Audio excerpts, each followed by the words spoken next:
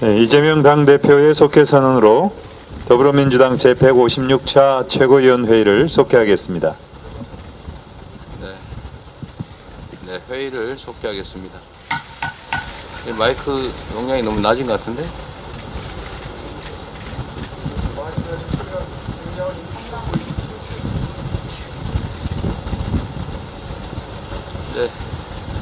네, 먼저 이재명 당대표의 모두 발언이 있겠습니다. 네, 좀 올려주세요.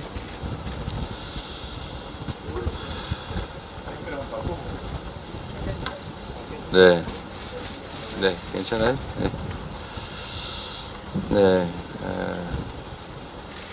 우리 할 말은 많아서 많이들 준비는 해놨는데 한 가지만 말씀드리도록 하겠습니다. 제가 어제 본회의장에서 우리 총리, 장관들 발언을 들었는데 이게 과연 민주공화국 대한민국의 주권국가의 장관 그리고 국무총리가 맞나 이런 생각이 들었습니다. 총리는 헌법 제1조 1항이 뭐냐라는 질문에 답을 못했습니다. 그리고 더 기막힌 일은 통일부 장관이 이렇게 얘기했습니다.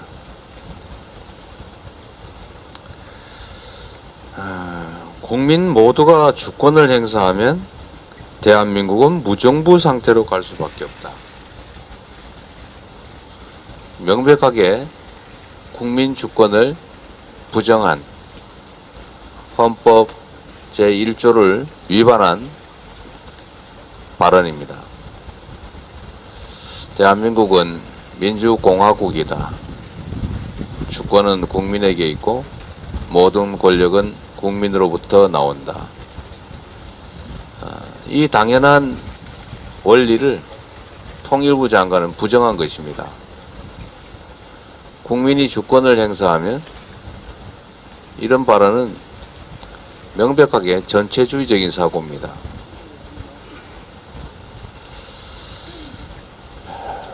국무위원이 국회에서 국민 주권을 부정하고 헌법을 부정한 것은 도저히 그냥 넘어갈 수 없는 행위입니다. 대통령에게 요구합니다. 헌법을 부정하고 특히 그 헌법 중에서도 가장 기본 중에 기본 원리라고 할 국민 주권을 부정한 통일부 장관을 즉각 경질하십시오. 네, 이상입니다. 다음으로 박광원 원내대표의 발언이 있겠습니다. 네. 좀 전에 이재명 대표께서 말씀하신 대정부 질문에 답변에 나선 국무총리와 국무위원들의 답변 내용과 자세에 대해서는 더불어민주당이 반드시 책임을 묻겠다는 점을 강조합니다. 한반도를 둘러싼 정세가 우려했던 대로 한미일 대 북중러의 신냉전 구도로 빠르게 진입하고 있습니다. 김정은 북한 국무위원장과 블라디미르 푸틴 러시아 대통령은 다음 주쯤 정상회담을 가질 것으로 보도됐습니다. 무기와 군사 기술을 주고받고 거기에 더해서 공동 군사 훈련까지 논의할 것이라는 관측이 현실화되고 있습니다. 한미일 중심의 일방주의 외교가 우리의 경제를 위축시키고 한반도 평화를 위협하고 결국 국민 불안을 증폭시켜서 대한민국 고위 장래의 암초가 될 것이라는 경고를 무겁게 받아들이기 바랍니다. 한미일 관계를 강화하되 한중 관계와 한러 관계, 남북 관계에 대해서도 진지하고 균형감 있는 성찰과 접근이 반드시 필요합니다. 그것이 우리 외교가 꼭 가야 할 길입니다. 명심하기 바랍니다. 윤석열 대통령이 아세안 관련 정상회의와 G20 정상회의에 참석하기 위해서 출국했습니다. 뒤엉킨 국정과 추락하는 경제 해법을 찾지 못하는 상황에서 외교에서라도 반드시 국민을 안심시키는 노력을 하기 바랍니다. 국민과 국익을 위한 균형과 실리 외교를 하면 됩니다. 윤 대통령이 국민과 똑같은 위기의식을 갖고 반드시 국익을 챙겨주기 바랍니다. 첫째는 대한민국의 바다 주권을 지키는 것입니다. 기시다 일본 총리가 후쿠시마 핵물질 오염수 해양 투기 지지를 요청할 때 윤석열 대통령은 우리 모든 국민은 명확히 반대한다고 밝히기 바랍니다. 1993년 일본이 러시아의 방사성 물질 해양 투기를 문제 삼아서 중단시켰듯이 한국도 할 수 있습니다. 윤석열 대통령의 자세와 각오에 달려 있습니다. 둘째, 대한민국의 경제 영토를 넓히는 것입니다. 통상으로 경제를 성장시켜온 우리에게 중국과의 경제 외교는 선택이 아니라 필수입니다. 신남방 정책은 경제 영토 확장의 소중한 길입니다. 아세안 국가들이 미중 갈등 속에서도 미국과 중국 두 나라와 긴밀하게 협력하고 있는 점도 우리에게는 기회가 될 수 있습니다. 부산 엑스포 유치에 총력을 다해야 합니다. 부산과 우리 경제의 성장은 물론 국가 균형 발전에 크게 기여할 것입니다. 셋째, 한반도를 평화 영토로 만들기 위한 노력입니다. 한반도의 평화의 길은 멀고 험합니다. 하지만 반드시 가야 할 길입니다. 우리의 원칙을 이번 정상회담에서 담대하게 밝혀주시기 바랍니다. 우리 당 강훈식 의원의 자료에 따르면 정부가 후쿠시마 핵물질 오염수가 배출되지 않도록 노력해야 한다는 내용의 국책연구기관 보고서를 국민들에게 숨긴 것으로 확인됐습니다.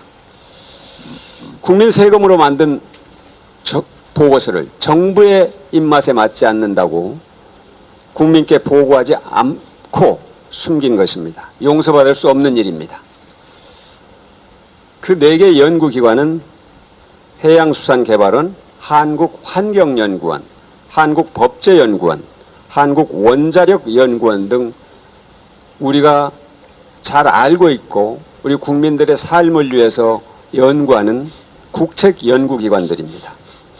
그 보고서는 일본의 핵물질 오염수 해양 투기로 우리나라 국민의 건강과 안전 그리고 수산업과 해양 관광산업 등 환경적, 사회경제적으로 부정적 영향과 피해가 우려된다고 진단했습니다. 또 있습니다. 원전 오염수의 해양 배출이 이루어지지 않도록 정부가 다각적 노력을 기울여야 한다고 지적했습니다. 또 국제원자력기구뿐만 아니라 국제해사기구, UN 환경계획 등 우리나라가 당사국으로 참여하고 있는 국제협약과 국제기구에서 원전 오염수 문제를 이슈화해야 한다는 외교적 노력을 강조했습니다. 정부는 지난 7월 국회 정무위원회에서 보고서를 국민께 숨긴 이유가 국민 혼란을 초래하기 때문이라고 답변했습니다. 국책연구기관이 국민을 걱정하는 보고서를 만들었는데 그 내용을 숨긴 것도 모자라서 그 이유를 국민들에게 돌리는 참으로 어처구니 없는 일입니다. 국민을 무시하고 국민을 모독하는 일입니다. 지난 7월은 우리 국민의 85%가 후쿠시마 핵물질 오염수 해양 투기를 막기 위해 모든 힘을 모은 시기입니다. 정부는 이 위험성을 강조한 국책 보고서를 숨기면서까지 일본 정부의 눈치를 보고 일본 정부에 동조한 용납할 수 없는 행태를 보였습니다. 반드시 책임을 묻겠습니다. 다음으로 정청래 최고위원의 발언이 있겠습니다. TPO를 잊은 윤석열 정권에게 TPO에 맞게 한 말씀 드립니다. 2016년 2월 박근혜 정부는 1800톤급 잠수함 7번함 1명을 홍범도함으로 명명했습니다. 당시 해군은 홍범도 장군의 이름을 최신의 잠수함 1명으로 정함으로써 장군의 애국심을 기리고 국민의 안보의식을 고취할 수 있을 것이라고 밝혔습니다. 1962년 박정희 대통령은 건구 군장을 홍범도 장군에게 추수함으로써 보수의 뿌리인 박근혜 정권에서도 추앙하고 선양한 홍범도 장군을 윤석열 정권은 장군을 깎아내리고 끌어내리고 있습니다. 홍범도함 1명 변경 폭거까지 자행할 태세입니다. 윤석열 정권이 내세우는 공산당 이력은 참 구차하고 TPO에 맞지 않습니다.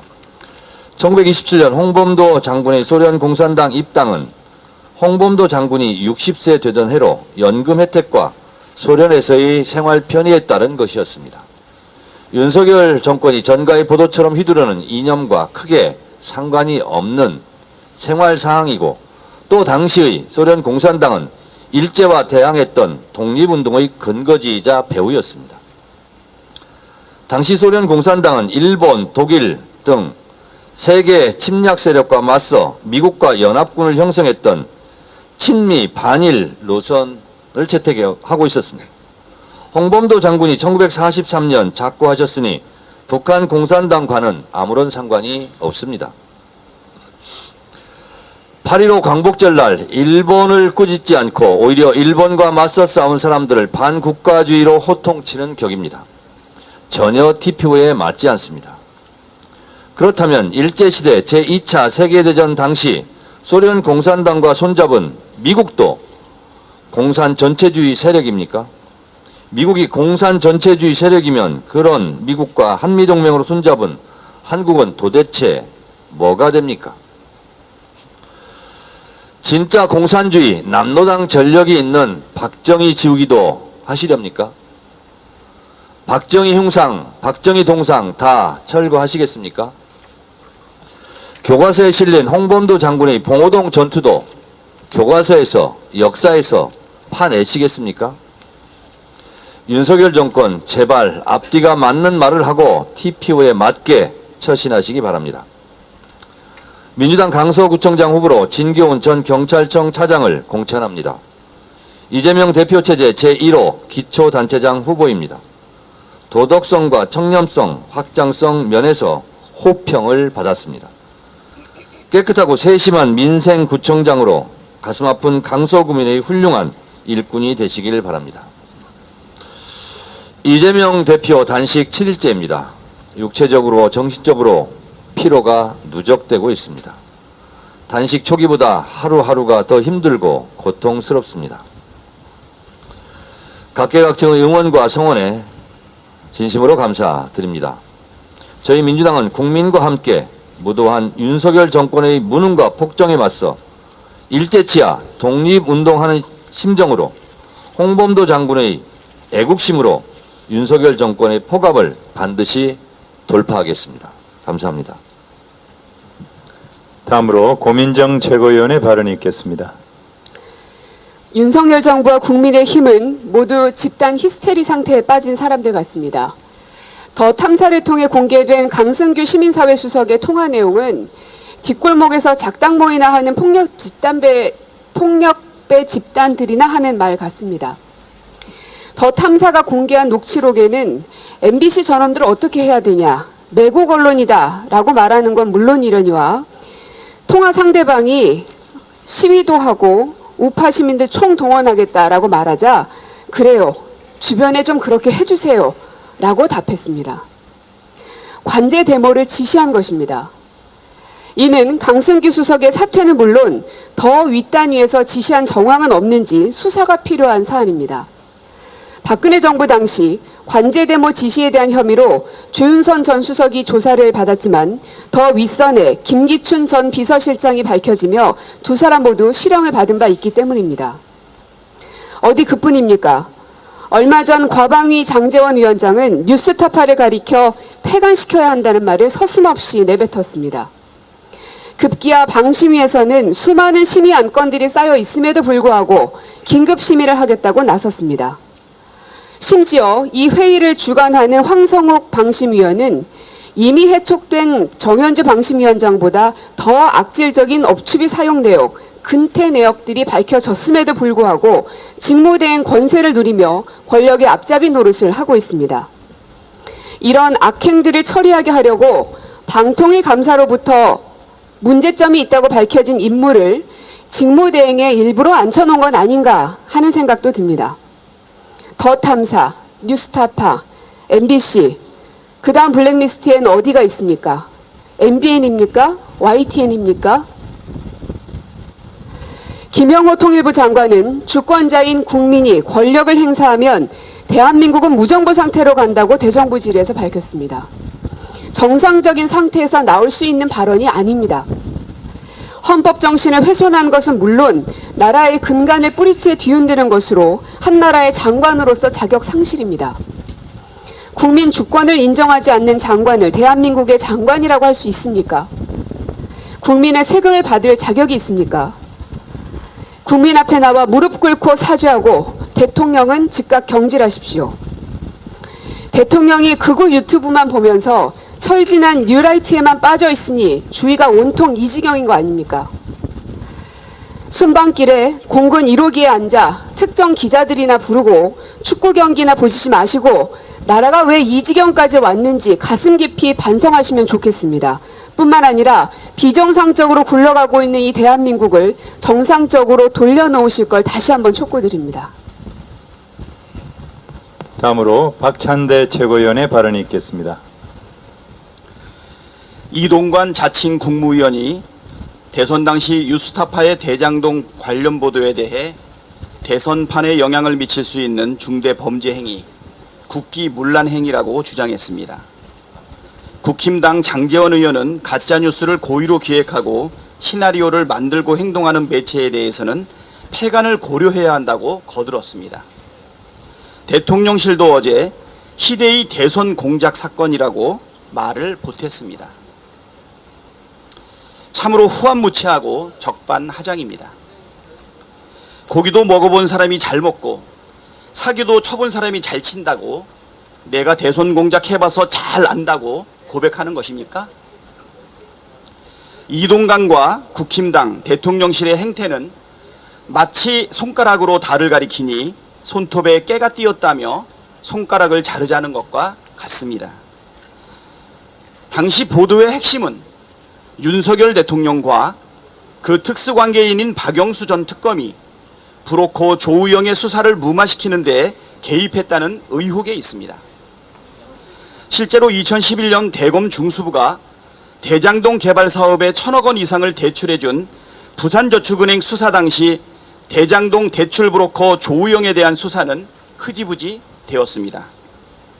당시 조우영의 변호인은 박영수 전 특검이었고 주임검사는 윤석열 대통령이었으며 검찰이 조우영을 봐줬다는 사실도 분명한 사실입니다.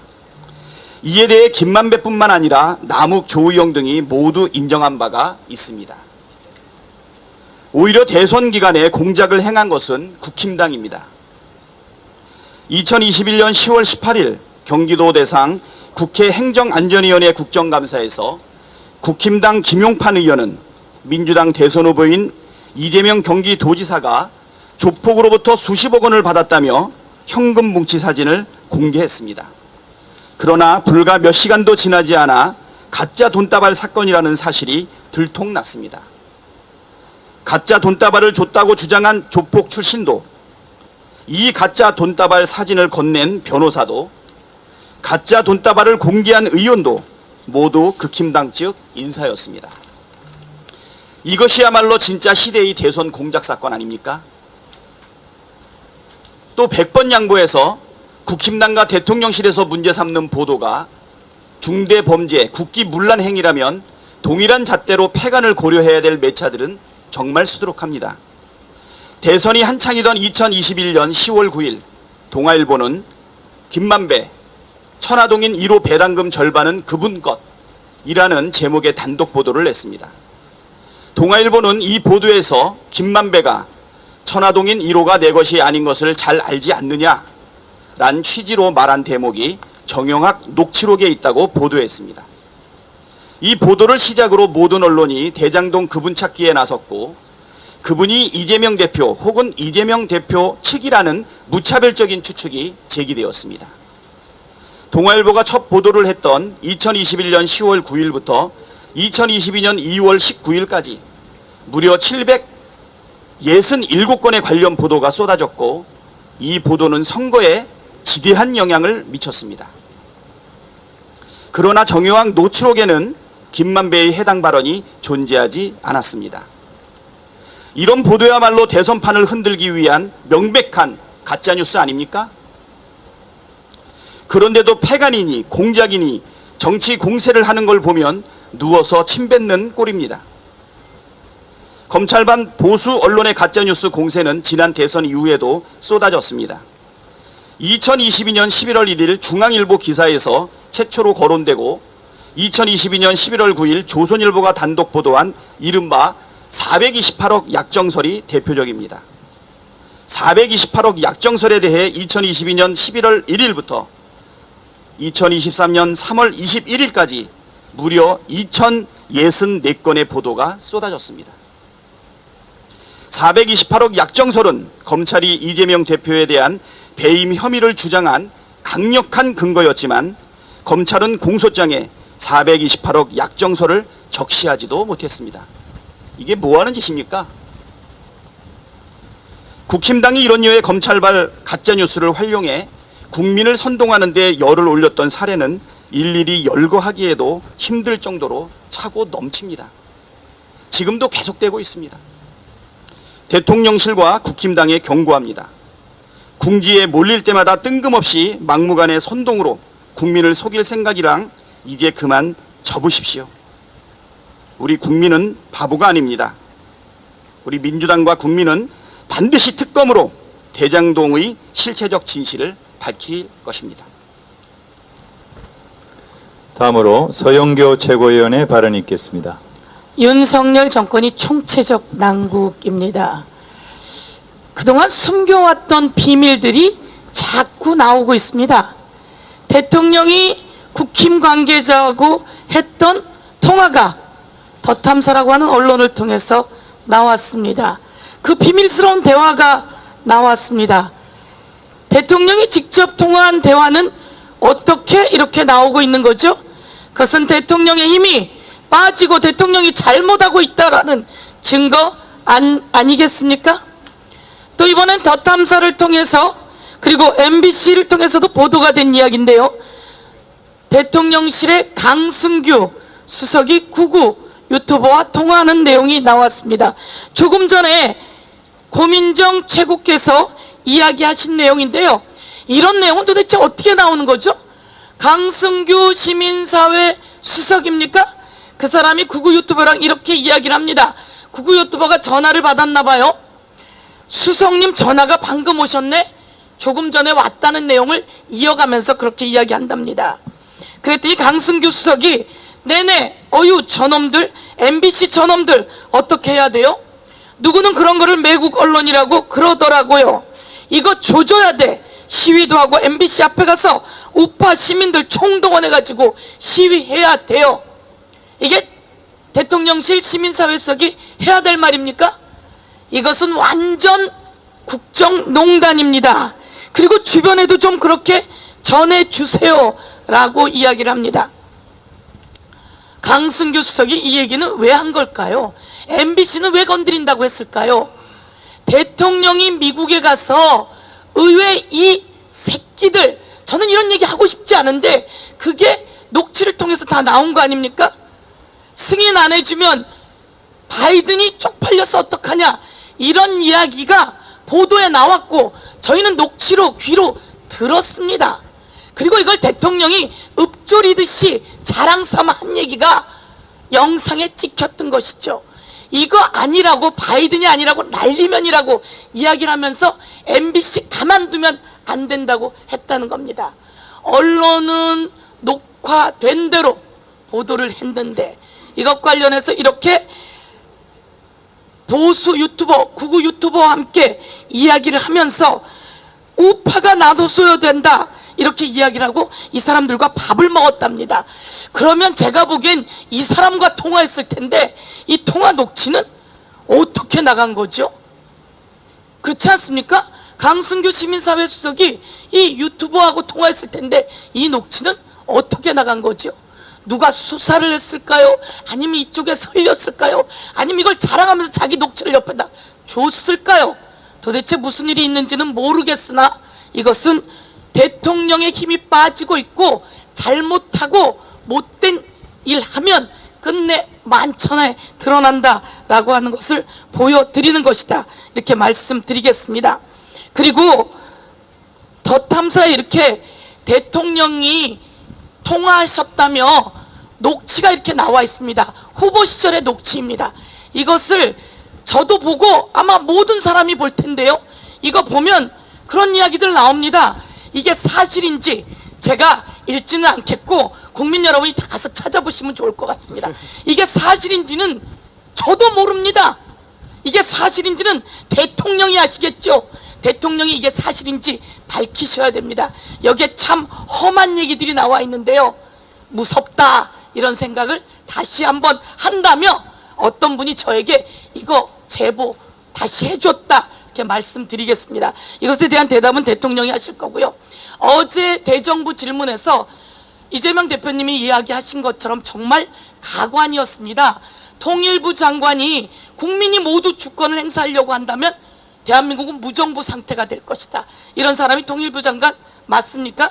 대통령은 당장 경질시키고요. 이에 대해서 우리 국회가 확실하게 책임을 물을 것입니다. 이종석 국방부 장관, 원희룡 국토부 장관, 그리고 잼버리를 망친 김현숙 여가부 장관 모두 문제이고요. 총리께 우리 이수진 의원이 그렇게 물어봤어요. 버스 요금이 얼마인지 아세요? 그랬더니 2,000원인가요? 여러분 2,000원인가요? 버스 안 타본 사람 이야기입니다. 택시 요금은 기본 요금이 얼마인지 아세요? 라고 물었더니 1,000원인가요? 이렇게 이야기합니다. 여러분 제가 1,000원이던 시절이 언젠가 찾아보니까 1994년도에 1,000원이었더라고요. 이런 사람이 대한민국 경제를 어떻게 책임지겠습니까? 1,000원 총리, 경제에 생각이 없는 대통령, 1,000원짜리 택시비 총리, 과거 신문 총리가 이제 1,000원 총리로 바뀌었는데요. 바보야, 문제는 경제야 라고 말했던 클린턴 대통령의 말을 다시 한번 보내면서 생산, 투자, 소비 모두 트리플 악재입니다. 경제가 악소리 나는데 대통령 정신 차리고 경제 살리세요. 이상입니다. 다음으로 장경태 최고위원의 발언이 있겠습니다. 윤석열 정부가 정립하고 있는 친일 극우 마일리지가 무능 마일리지를 초월하고 있습니다. 일본 강제징용, 동해 일본의 표기, 독도 영유권, 후쿠시마 오염수 투기 방조, 홍범도 장군 흉상 철거 등 1년 넘짓 정립한 마일리지를 하나하나 열거하기도 힘들 정도입니다. 어제 김영호 통일부 장관의 국회 대정부 질의 관련 답변에서 대한민국 국민 5천만 명이 모두 주권자로서 권력을 직접 행사한다면 대한민국은 무정부 상태로 갈 수밖에 없다. 대한민국의 주권은 헌법 1조 2항에서 얘기하는 것처럼 국민이 주권을 소유하고 있지만 그 주권을 직접 행사하지 않는다고 말했습니다. 심각한 반헌법적 발언입니다. 국민을 개돼지로 보는 윤석열 정권의 뉴라이트적 인식을 날것 그대로 보여준 것입니다. 지금까지 쌓은 윤석열 정부의 무능 마일리지, 친일 극우 마일리지 모두 이미 임계점에 도달하고 있습니다. 윤석열 정권과 엮여있는 관계자들 모두 하루빨리 이탈하실 것을 추천드립니다.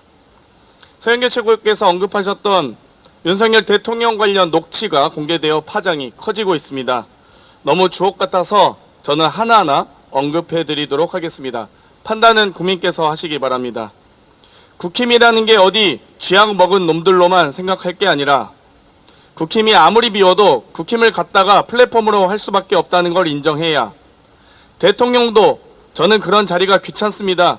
국힘에 이걸 할 놈이 없어 등의 발언입니다. 이미 후보 시절 국힘 같은 정당은 사라져야 한다.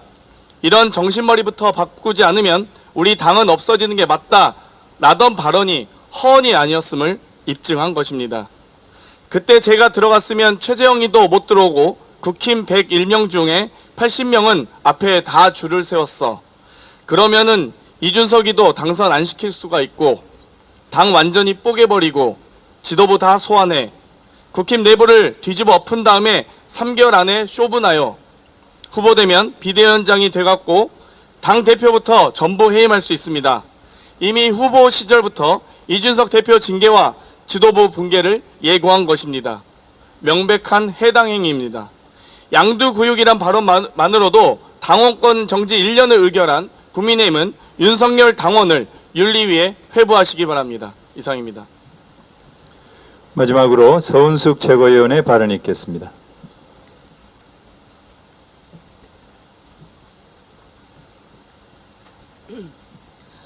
극우는 단지 보수적인 생각을 뜻하는 것이 아닙니다. 극우는 비정상적인 극단적 전체주의 사고를 뜻합니다. 극단적 전체주의 사고를 하는 사람을 극우 인사라고 합니다. 국가의 주요 정책을 만들고 집행하는 장관들이 극우 인사라면 그 나라는 비정상 국가가 됩니다. 극우 인사가 대통령과 장관을 차지한 나라에서는 국민은 통치의 대상이 되고 최고 권력을 가진 대통령의 판단과 지시에 따라 국가가 일사불란하게 움직이는 국가체제를 지향합니다. 김영호 통일부 장관이 어제 국회에서 국민 주권을 부정하는 극우적 망언을 발언했습니다. 통일부 장관인 김영호 극우 인사가 이런 발언을 했습니다. 대한민국 국민 5천만 명이 모두 주권자로서 권력을 행사한다면 대한민국은 무정부 상태로 들어갈 수밖에 없다. 대한민국 헌법 1조 2항에서 얘기하는 국민 주권이라는 것은 주권의 소재와 행사를 구분하고 있다. 국민이 주권을 소유했지만 주권을 직접 행사하지 않는다는 것. 김영호 극우 인사가 한 발언을 설명드리겠습니다. 이런 의미입니다. 국민 주권의 소재자인 국민은 5년에 한 번 대통령을 뽑고 4년에 한 번 국회의원을 뽑는다. 그것으로 만족해야 한다. 그 이후에는 대통령을 정점으로 한 국가 권력 체제가 국민 주권을 행사한다. 국민은 국민 주권을 행사하는 국가 권력에 복종해야 한다. 김영호 통일부 장관의 생각에 따르면 대한민국 국민들이 5년에 한 번 투표를 통해서 주권의 소재자인 것을 확인한 것 외에 불이해한 것 4.19 민주혁명, 5.18 민주항쟁, 촛불 시민혁명은 국가 주권의 소재자에 불과한 국민이 국가 주권을 직접 행사한 잘못된 행위가 되는 것입니다. 극우 인사 히틀러, 무솔리니, 전두환의 생각처럼 국민은 국가에 복종해야 하는 존재가 되는 것입니다. 자신의 권력을 유지하기 위해 독재를 하다 보면 주권을 가진 국민들의 주권 행사가 두려워집니다. 그래서 국민들을 더 억압합니다. 국가 권력과 언론 방송을 장악하여 국민들을 속이고 국민을 통치의 대상으로 전락시키려고 합니다. 윤석열 대통령은 극우 인사인 김영호 씨를 통일부 장관에 임명했습니다. 그리고 방통위원장에 이어서 국방부 장관도 극우 인사로 임명한다는 말이 있습니다. 시중에는 윤석열 대통령이 극우 유튜브를 애청한다는 말이 떠돕니다. 부디 가짜뉴스이기 바랍니다. 부디 대통령의 극우 인사 사랑이 끝나기를 바랍니다. 당대표의 패배 선언으로 회의를 마치겠습니다. 네, 회의를 마치겠습니다.